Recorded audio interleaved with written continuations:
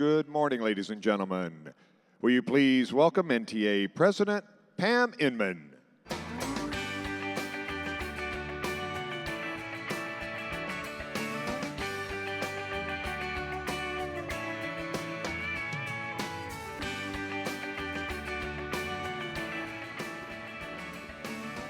I guess I can't do that again this morning.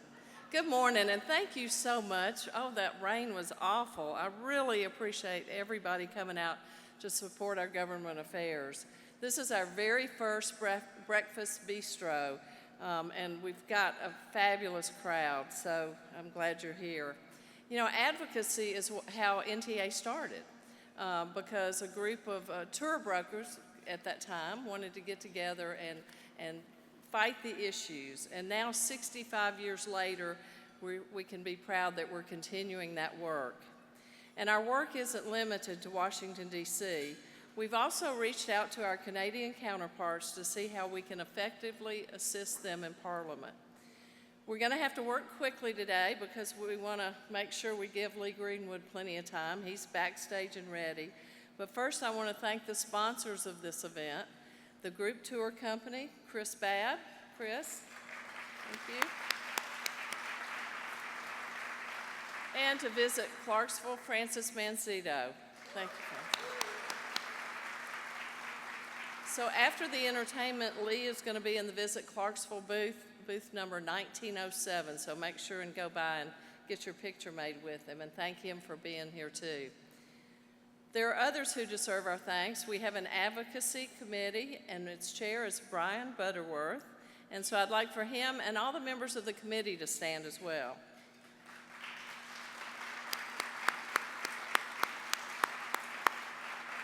Thank you. Also in the audience, I want to mention that we have members from many countries: Argentina, Belgium, Canada, China, Greece, Mexico, Palestine, and the United States. So we're proud to have our other countries with us today as well. We're going to turn our attention to Washington and the federal laws briefly, policies and regulations that come from that. But first, I want you to know about one more opportunity that you can have to affect our government affairs on Capitol Hill. That's March 16th and 17th, and it's Destination Capitol Hill. We partner with the U.S. Travel Association, and we're all going to go up there together. We're going to do, on March 16th, we'll hear about the issues. Then on the 17th, we'll take 3 issues and go up on the Hill and meet with our congressional delegations. So those of you who've done this before, raise your hand. Oh, wow. That's fabulous. So now, next year, I want everybody to be able to raise your hand when you come back to this breakfast and say that you've been there. Now, what we want to do is take a look into the latest developments at the National Travel and Tourism Office, and we're so lucky to have with us Julie Heiser, Deputy Director of Industry Relations. Julie?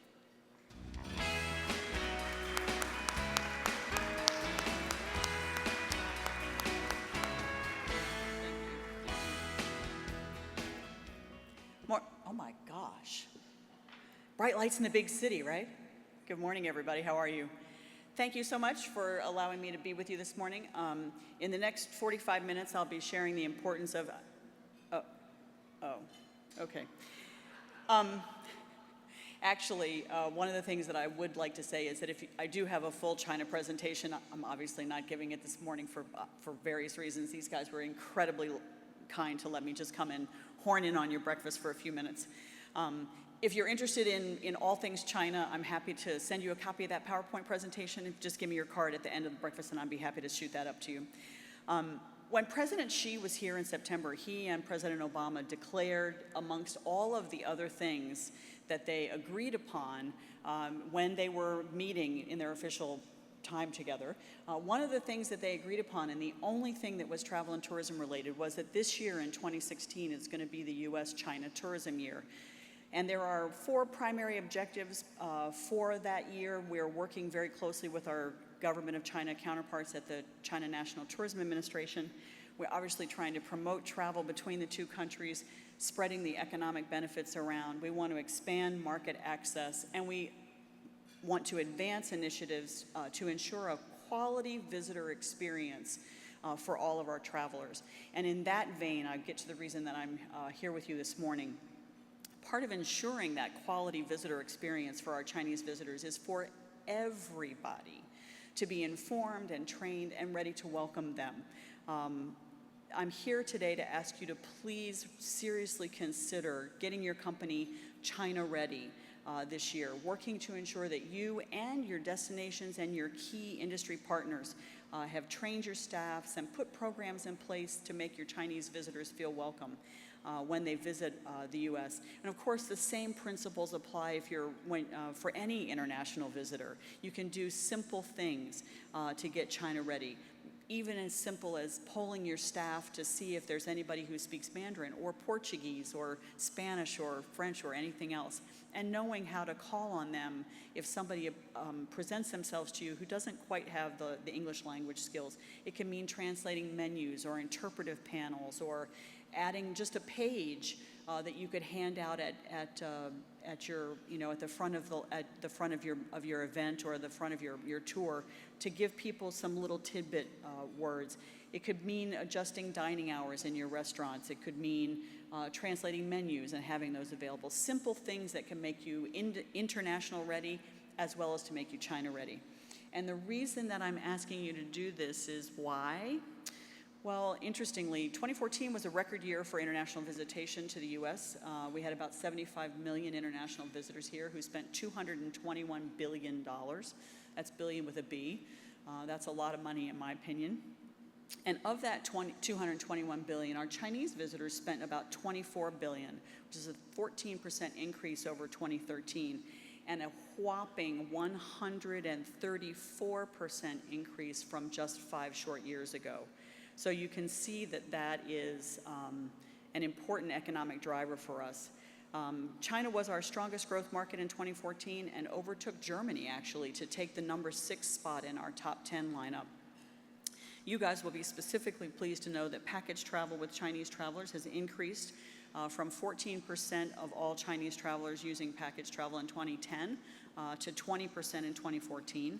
And not surprisingly, while they're here, they participate in shopping, they participate in sightseeing, they love fine dining, and they particularly love visiting our national parks and monuments, which is a great segue back to where I started.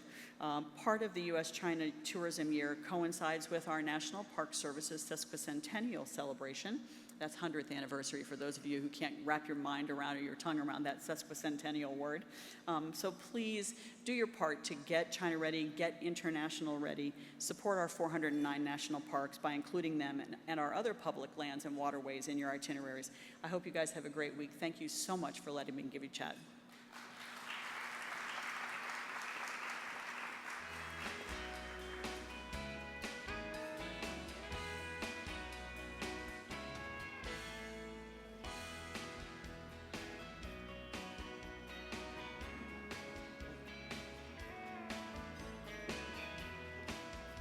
Julie, thank you.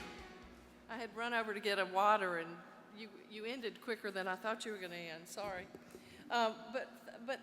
Thanks not only to Julie Heiser, but also her colleagues, Kelly Craighead, Isabel Hill, Ron Erdman, and all of our friends at the Department of Commerce that work so closely with us. Of course, you can never have too many friends in D.C., but NTA has an office full of them. Our lobbying firm, McBee Strategic, is a firm we've worked with. We started working with them last July. We have 5 people assigned to our account. So it's really good. We got 5 people up on Capitol Hill every day fighting for NTA. They also helped us survey our tour operator members late last year about government relations and what's important to you and your business. Here to discuss the results with us is one of the 5 lobbyists, Sam Whitehorn.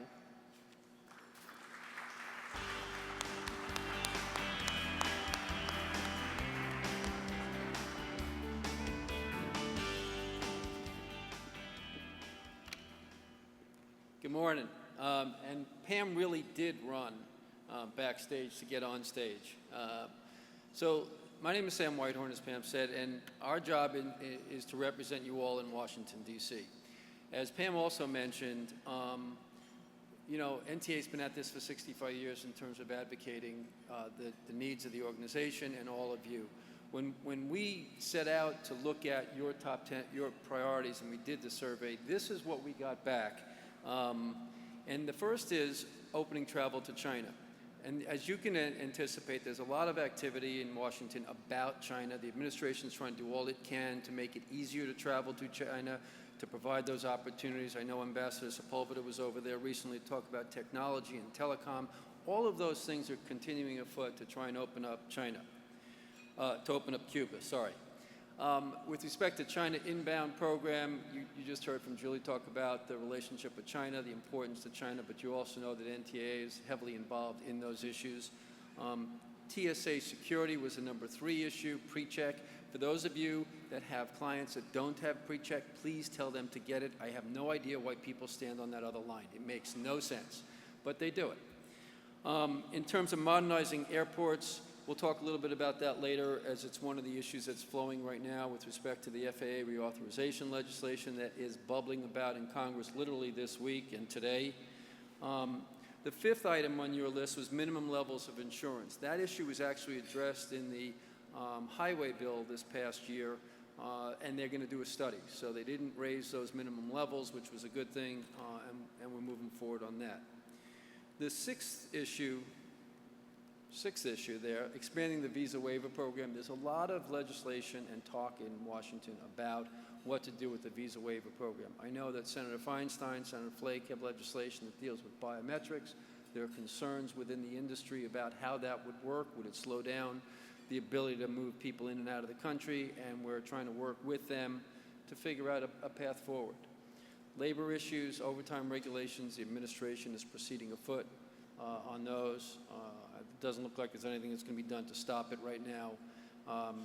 Number 8 is the clear and consistent issues of commercial use authorizations. Those issues are obviously floating. There's also talk about the National Park Service and the centennial that's going on. There is a lot of interest and a lot of engagement on the Senate side from Senator Murkowski, Senator Cantwell, Senator Portman, and the House side with Representative Bishop and others to figure out a path forward to get more funding and programs for the National Park Service to move forward. Number 10 is the Surface Transportation Funding Bill, and when this survey was done, that bill had not been completed. It is now done. One other thing to note, in the Surface Transportation Bill, they provided an extra $225 million that we think will go to the roads and all the construction needs of the Park Service. These are other priorities that you've suggested that we take a look at. I'll run through them. Workers on vacation time, fees, hotels, resorts, etc. International visitation, you just heard Julie talk about the importance of China, but you know how important that is to your constituencies. Payments for national parks, also another issue. And we put up a couple of slides just for you to look at with respect to some of the key issues. These slides will be available. The other thing is, on any of these issues, if you have questions, send me a note, send Pam a note. We're happy to track down whatever you need on whether it's Cuba or China, visa waiver program, or whatever is going on in Washington. And what we have found over the years is a lot of times there are little odd issues that will come up where somebody thinks on the Hill that something's a really good idea, but in practice, it doesn't work for you all. We need to make and connect the dots for the people that are on the Hill with respect to specific issues. Pam mentioned the fly-in later in March. Very important to do. You guys are the face of the tourism world, and it's important for you to be there. A little bit more history on surface transportation and tourism. There is a National Tourism Advisory Committee that was part of the FAST Act, which will give us an opportunity to really look at ways to further facilitate tourism.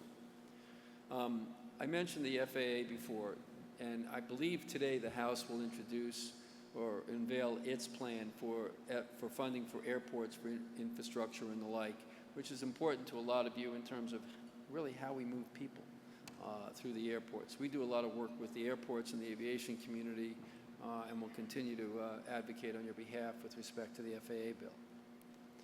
And then the last slide really is something that Pam mentioned with respect to NTA Tour Pack and what that means. I mean, the process in Washington involves a lot of things. It involves us going up to the Hill and talking to people. It involves you all coming into Washington to talk to people and to talk to your representatives in your local towns and districts.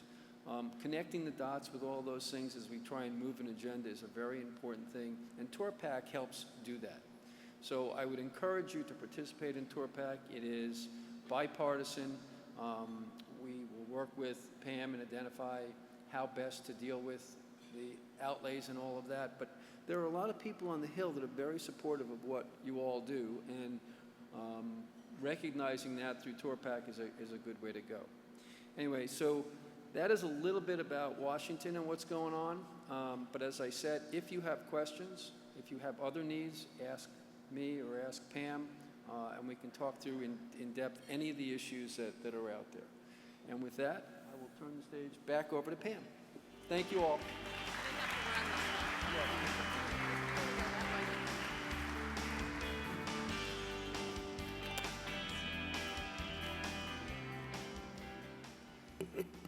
So now we're going to honor a member this morning with the James Santini Award. We lost Jim Santini this year, and as many of you knew him very well, he was a congressman, but he was a lobbyist for NTA.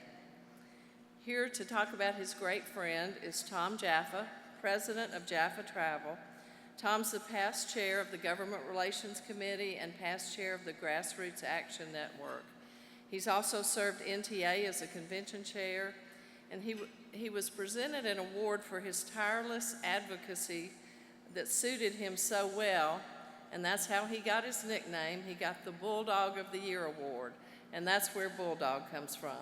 Tom?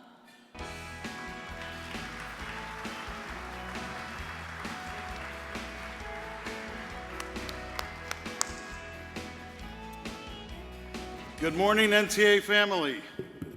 How's everybody? Great.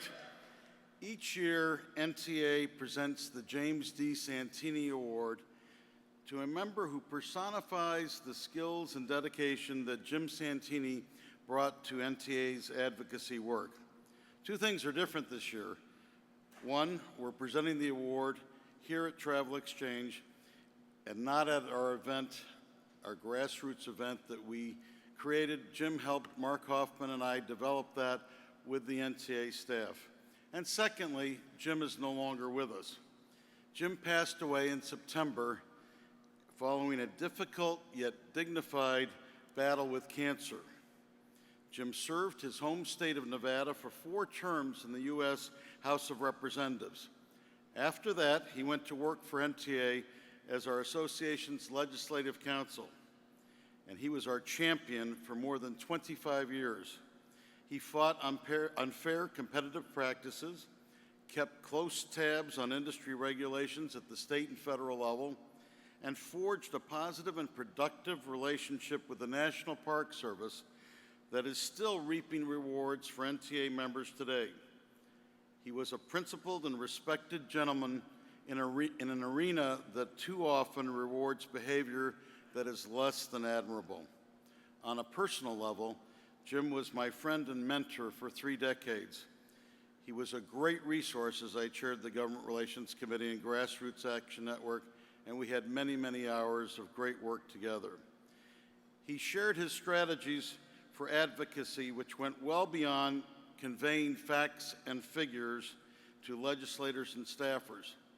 Jim helped us understand that facts and figures impact human lives, and that even those legislators and staffers are humans just like us.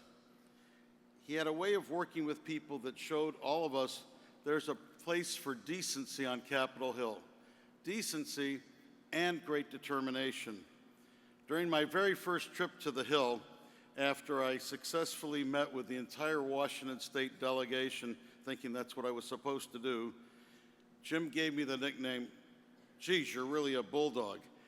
NTA knows me as the Bulldog. I might be a bulldog, but it was Jim who trained me and Jim who trained so many of us here. Who among us here this morning had the chance to know Jim or work with him? Wow. Jim's work with NTA and Jim's friendship with us is his legacy. His name is on an award, but his spirit is in our hearts. I just wanted you to know, when Pam hands over the James D. Santini Award, who that man was and who he'll always be. I love you and miss you, Jim, and we will continue the great work that you were so passionate about.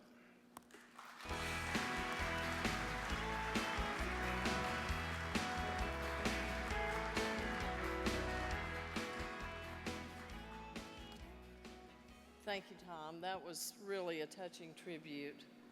So now you know the man behind the award. So let's meet the man who's in front of it this year. Brian Butterworth, as you heard earlier, heads up our NTA Advisory Committee. Under his guidance, the group's awareness of legislative issues and actions helped organize a fantastic Destination Capitol Hill event and engineered this breakfast to put advocacy back on the NTA convention map. Compared to some of you out there, Brian is a newcomer to the NTA's advocacy efforts, but for many years he has been active in his home state of Massachusetts. There, Brian has worked with local and state legislators to create productive relationships and make real progress. Twice, Brian has been honored by the State Office of Travel and Tourism for his contributions to the vitality of the Massachusetts tourism industry. He works for Red Line Inn and the Main Street Hospitality Group, but he works on behalf of us. Please let's congratulate the 2016 winner of the James D. Santini Award, Brian Butterworth.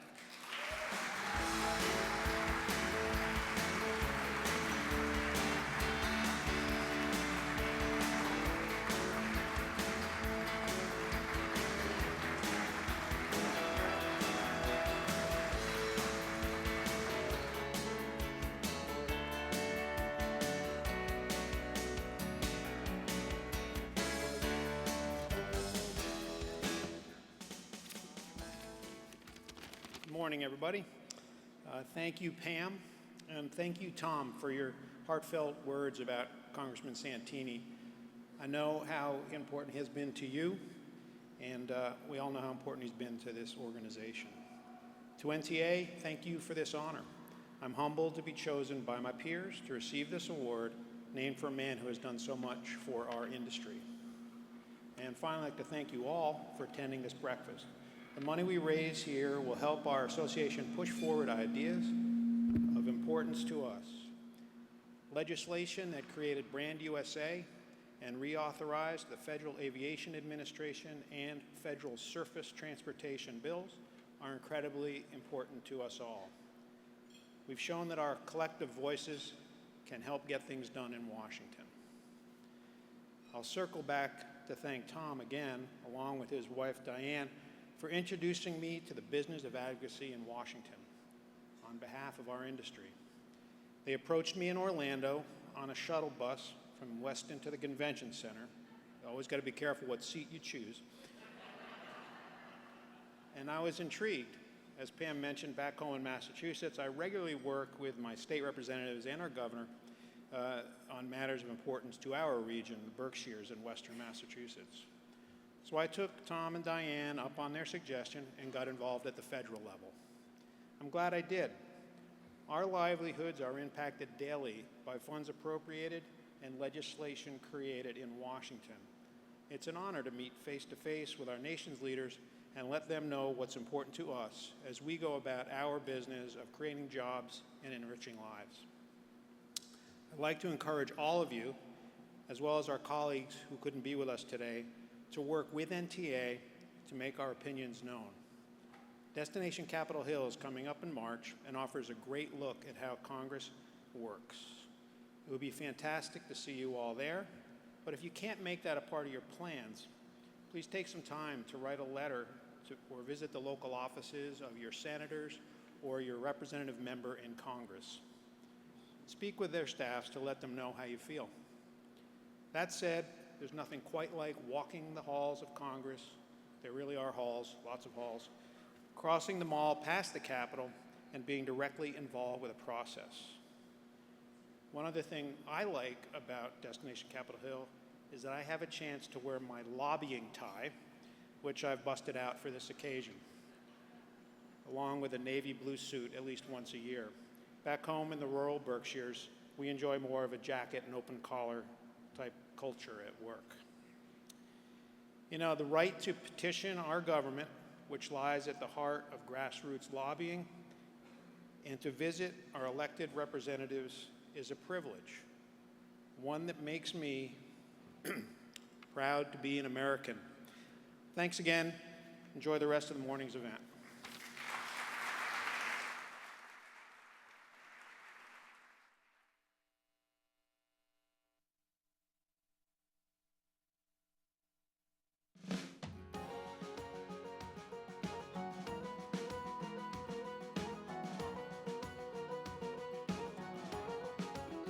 Visit Clarksville, Tennessee, our hometown, located just 45 minutes northwest of Nashville.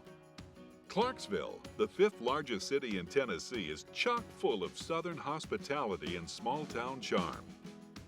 Whether you're looking for delicious food and wine or rich history and music, you can find it here.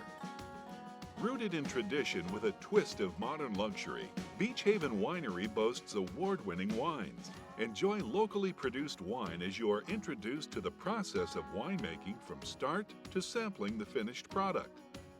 Downtown Clarksville is home to the Customs House Museum, Montgomery County Courthouse, the Roxy Regional Theater, as well as a variety of boutiques and local eateries.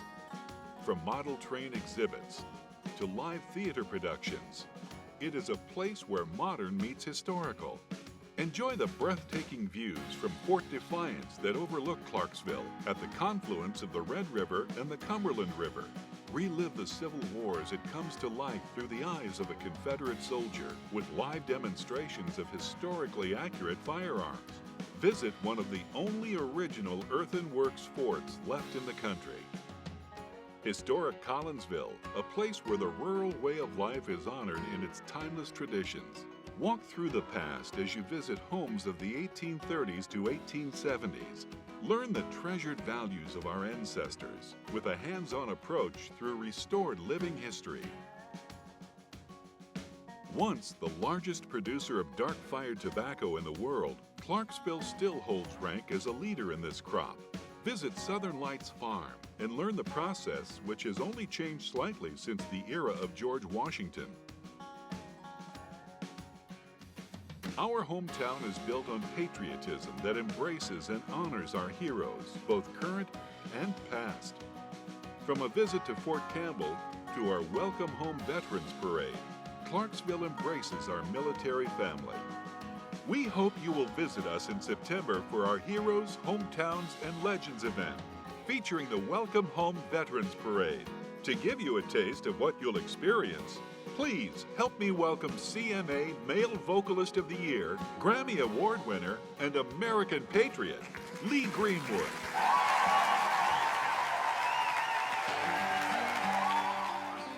Good morning. How y'all? There's a calm before the storm in the deep blue of your eyes. So many dangerous signs I've come to recognize. I should go, but I hold on, swallow back my pride. Leaving should be natural, but how can I decide between a rock and a heartache? There's just no place left to turn. Way down deep, I know I can't win with a choice I've got to make between a rock and a heartache. Every morning when I wake up, I rise to face the day. I swear this time it's over, there's nothing left to say. And then you call me up sweet talking, say can we be friends? Even though it's crazy, I know I'm trapped again. between a rock and a heartache. There's just no place left to turn.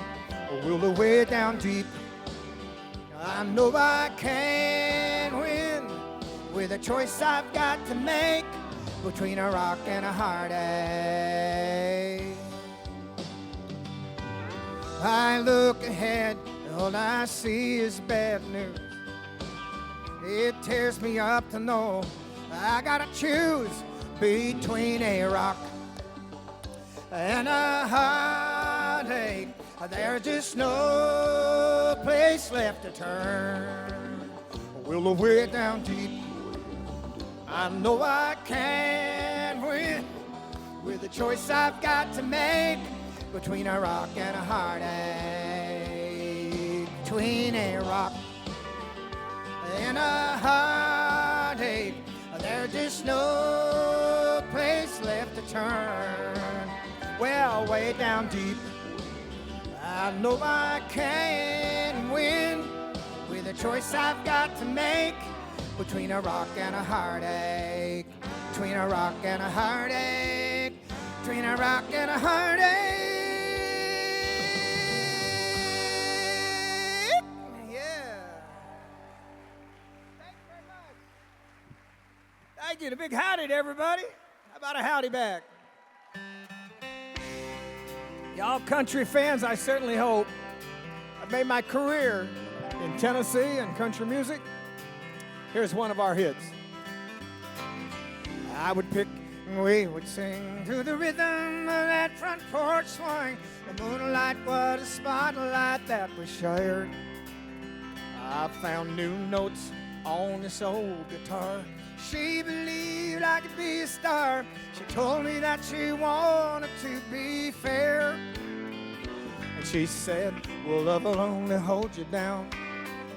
Boy, you're glory bound, and we can't share a world of different dreams. So I chased mine, she found hers too.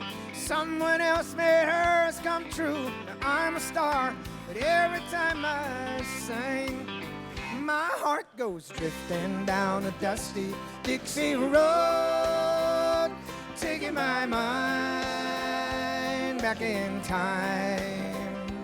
LA lights burn like hell. I want you to know you left heaven waiting down a Dixie road.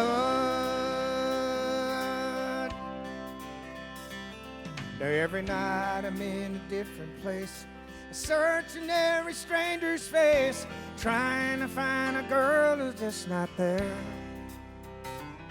She's back there in Montgomery, and I'm clear across the country. But whenever I'm alone, I go back there. My heart goes drifting down a dusty Dixie road, taking my mind back in time. LA lights burn like hell. I want you to know you left heaven waiting down a Dixie road. My heart goes drifting down a dusty Dixie road, taking my mind, oh, back in time. LA lights burn like hell. I want you to know you left heaven waiting down a Dixie road. My heart goes drifting down a dusty Dixie road, taking my mind, oh, back in time. LA lights burn like hell. I want you to know you left heaven waiting down a Dixie road. Well, you left heaven waiting down a Dixie road.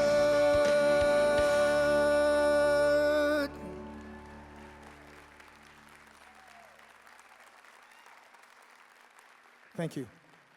Thank you very much. As an artist, sometimes it depends on where you come from because your roots may be somewhere different than you might think. I'm not from Tennessee. I am from the South, however. I am from Southern California. Now, does that make me different as a country artist? Not necessarily. I was raised on a farm in Sacramento, California by my grandparents. It was good bringing up. Sometimes I wish my sons had been brought up the same way. However, they've done very well in the world that we've raised them in. And the world has been, over the last 35 or so years, touring from Nashville as a country artist. And one of the first songs I ever heard when I was playing in Nevada, speaking of the congressman, and I worked there almost 20 years in the state of Nevada, was a song written by a Tennessean named Dave Loggins. The song is the first song I played when I did my audition in Nashville at the Stockyard. If you ever remember the Stockyard, to be a club downtown where everybody used to frequent. And I've never recorded the song, but it kind of reminds me, and always reminds those who hear it, the plight of an artist. And somehow it's a little bit difficult playing the road so long and so many years without having success. And finally you do, or maybe you don't. But it's the people home who support you, who love you, is what makes it possible. I think we remember this #1 song that was recorded and produced by my producer, Jerry Crutchfield, from Paducah, Kentucky, who recorded my 35 albums with me over the years. It's called Please Come to Boston.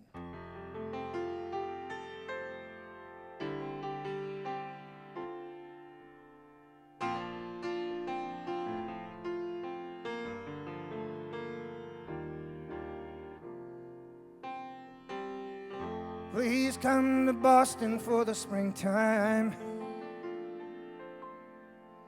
I'm staying here with some friends and they got lots of room. You could sell your paintings on the sidewalk, buy a cafe where I hope to be working soon. Please come to Boston, she said no. Will you come home to me? And she said, hey, rambling boy, why don't you settle down? Boston ain't no kind of town. There ain't no gold and there ain't nobody like me. I'm the #1 fan of the man from Tennessee.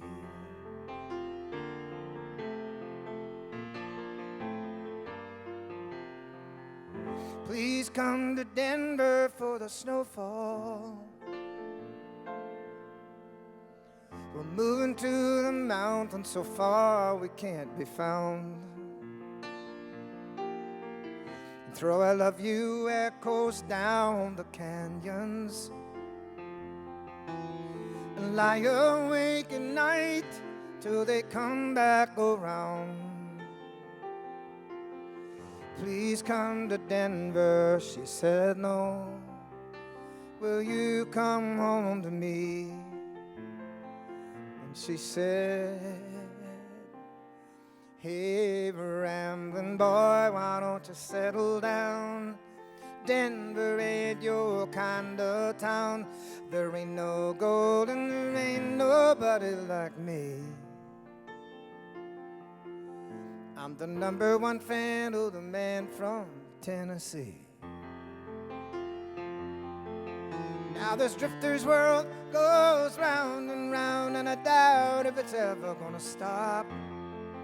But of all the dreams I've lost and found, and all that I ain't got, I still need to cling to somebody I can sing to.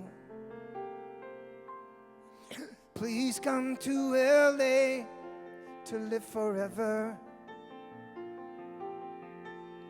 Been in California too long, it's too hard to leave.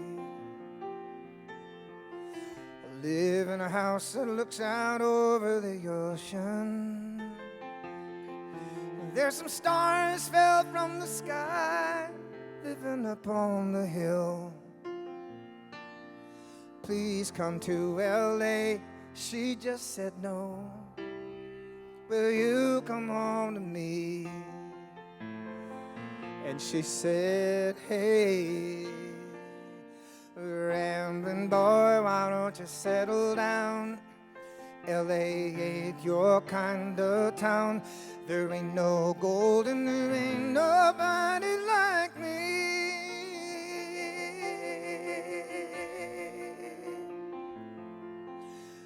I'm the #1 fan of the man from Tennessee. Smoky Mountain rain keep falling. I'm the #1 fan of the man from Tennessee.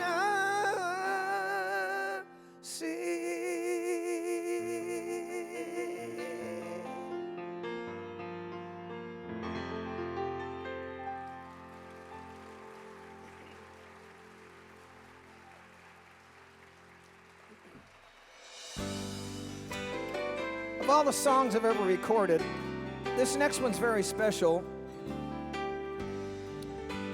And although we didn't get the credit for the record that was played on radio, we recorded it before anyone else. Following us was Gary Morris, Sheena Easton, Gladys Knight, finally Bette Midler, who put it in the motion picture Beaches.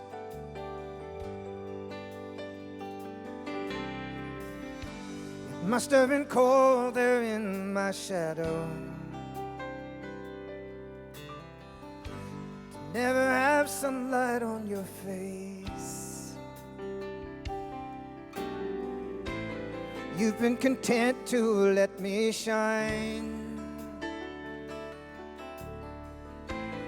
You always walked a step behind. I was the one with all the glory. You were the one with all the faith. I want you to know I know the truth. I would be nothing without you. Did you ever know that you're my hero? And everything I'd like to be. I can fly higher than an eagle. You are the wind beneath my wings.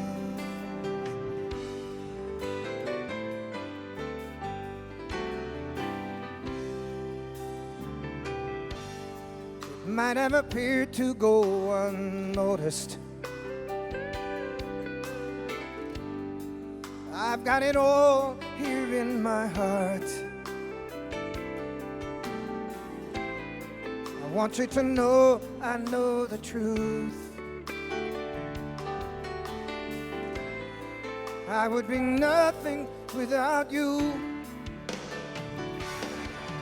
Oh, did you ever know that you're my hero? Yeah. And everything I'd like to be.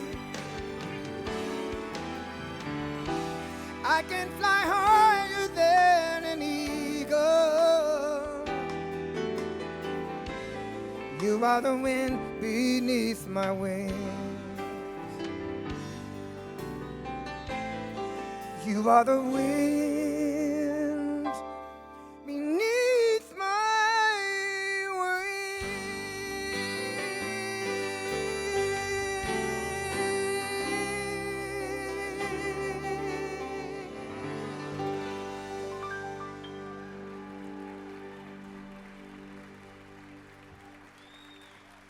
Thank you. Touring around the country is really fun when you bring your country music to a festival or someplace cool like the Camelot in Clarksville. Remember this one. They say love is a gamble you can win or lose. Well, life dealt me a queen the day I found you. Now the cards are in my favor, oh, and I'm gonna play them right. You're the one I waited for. I'm gonna hold on to you tonight. I'm holding a good hand. I'll bet my life on you.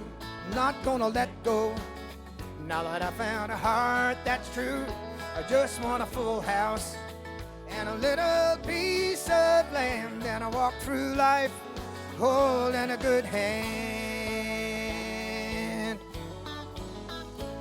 Well, I played the game, you know, and I paid the price. And I don't mind saying I've lost once or twice, but there ain't no doubt my luck came through when you came along and I reached out for you. Hey, holding a good hand, I bet my life on you. I'm not gonna let go. Now that I found a heart that's true, I just want a full house and a little piece of land. And I walk through life holding a good hand. Everybody, holding a good hand. I bet my life on you. I'm not gonna let go.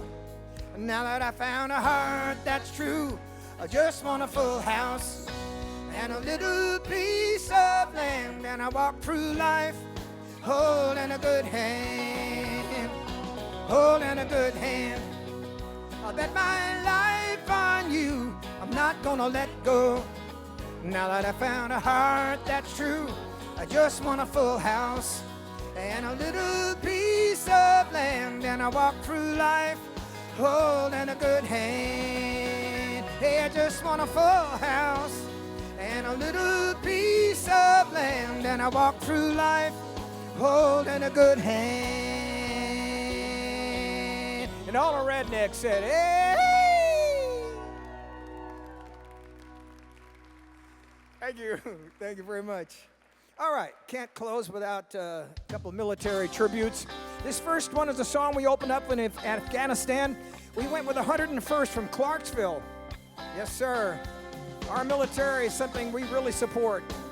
We did our last USO tour opening with this song. Well, if you ask me where I come from, here's what I tell everyone. Hey, I was born by God's dear grace in this extraordinary place where the stars and stripes, oh, and the eagle flies. Yeah, yeah. It's a big old land with countless dreams. Happiness ain't out of reach. Hard work pays off the way it should. Seen enough to know we got it good. Hey, we're the stars and stripes, and the eagle fly. There's a lady that stands in a harbor for what we believe. And there's a girl that still echoes the price it costs to be free. You know, I pledge allegiance to the flag. If that bothers you, well, it's too bad. 'Cause if you got pride and you're proud you do, hey, folks, we need some more like me and you. Hey, wear the stars and stripes, oh, and the eagle fly. Yeah, yeah. Oh, yeah, with the Screaming Eagles.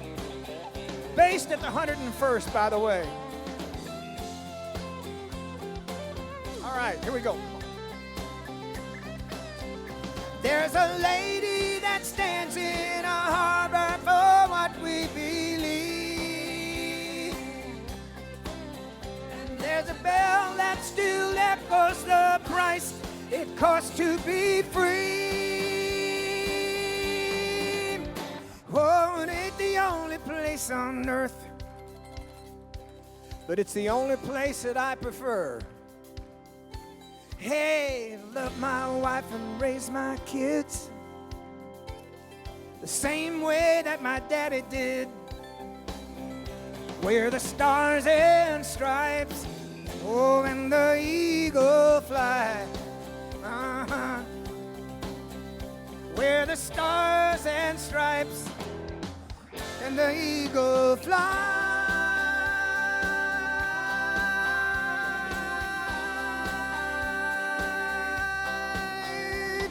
the stars and stripes and the eagle fly. Right here in America, home of the free, land of the brave, because of the brave.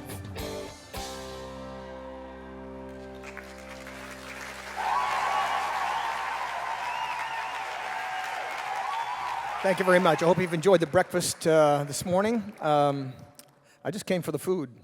I want to thank Teresa for putting this on, and also Francis. Francis, great job. Thank you very much coordinating this for us. Stepped out of the car this morning. She had an umbrella waiting. It's kind of cool. No coincidence that we're here as a guest with for Clarksville, because my wife Kim and I have been married 23 years. We have 2 sons. One was valedictorian of his high school, now is at Washington Lee University studying biochemistry. The other is a 17-year-old, just got the lead in Les Mis in his high school play. And so we have a wonderful life. We live in the Nashville area, but my wife is the former Miss Tennessee, and she now is the executive director of Tennessee Miss USA, Miss Universe, and that pageant is held in Clarksville at Austin Peay. So we have great friends in Clarksville, and congratulations to my wife and how hard she works as well. Been on the road now since I came to Tennessee, which was in 1979 first, signed with NTA Records, and Reba McEntire, George Strait, the Oak Ridge Boys, and Barbara Mandrell and I were the 5 artists on the label who all worked very hard to try to make our careers happen. It was every doghouse, outhouse, roundhouse. And we did build a great fan base, and it's been a terrific ride. Along the way, we were doing 300 days a year for the first 4 or 5 years on the road. It gave us a chance, of course, to see most of America and find out how important tourism is to almost every city, every state. It's the same in every country. When you go places like where they have castles in England and Ireland and Scotland they can no longer afford, it's tourism that supports them. So we know how important tourism is. I had my own theater in East Tennessee for 5 years, and tourism was the thing that also supported our theater. So we're very recognizing exactly the importance of these events and you people who support it. So thank you. Having said that, the times that I would write songs was mostly on my bus. And I wrote them for the first 5 or 6 years while we were touring for the first 10 or 15 albums we had. Now, of course, I have the pleasure of writing at home with my own studio. However, I had a song on almost every of my first 10 or 15 albums that I wrote myself, one of which I wrote in 1983, and it was a tribute to our country. And I will tell you that when I wrote the song, it was not intended to be a hit for radio. It was not even intended for a single release. It was one of those songs I really believed that I wanted to write, and it turned out that sometimes when your heart is in something, it becomes something important and something powerful. My father joined the Navy right after the bombing of Pearl Harbor in 1941. And I have a sister, Patricia, who's still living, lives in California. Unfortunately, it caused a ripple in my family, and my mother and father divorced when I was a year old. So being raised by my grandparents was not a bad thing. But I recognized my father and his service in the Navy in World War II and how important the military was. And I guess maybe that's the catalyst why I decided to write this song, which became America's anthem and now the most recognizable patriotic anthem in America. Here is God Bless the USA.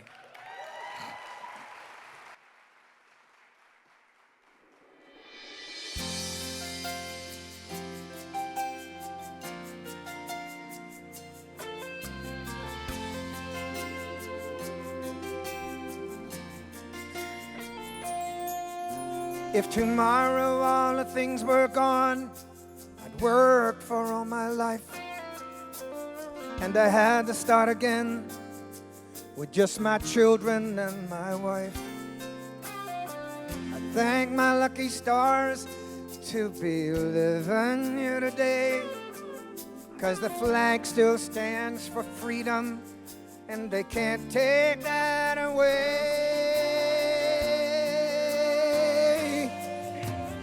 Proud to be an American, where at least I know I'm free. And I won't forget the men who died, who gave that right to me. And I gladly stand up next to you and defend her still today. 'Cause there ain't no doubt I love this land. God bless the USA.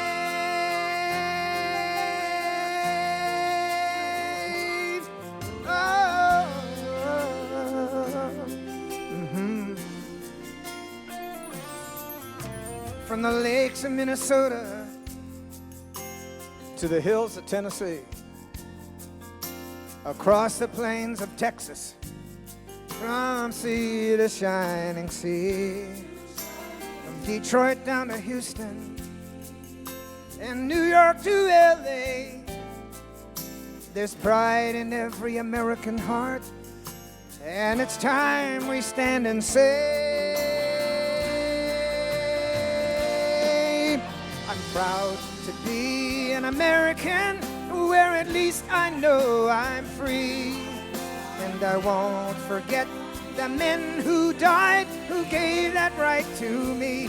And I gladly stand up next to you and defend her still today. 'Cause there ain't no doubt I love this land. God bless the USA.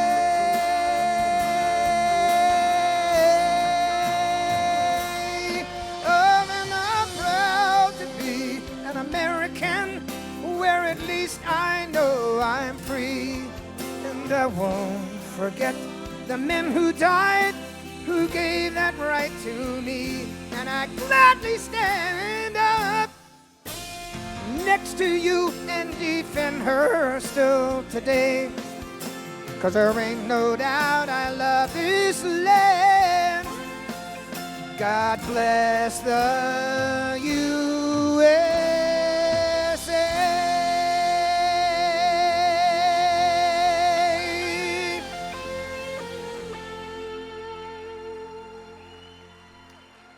Thank you so very much. And recognizing we have folks here from Canada as well. God bless the great country, Canada. Thank you. Good afternoon.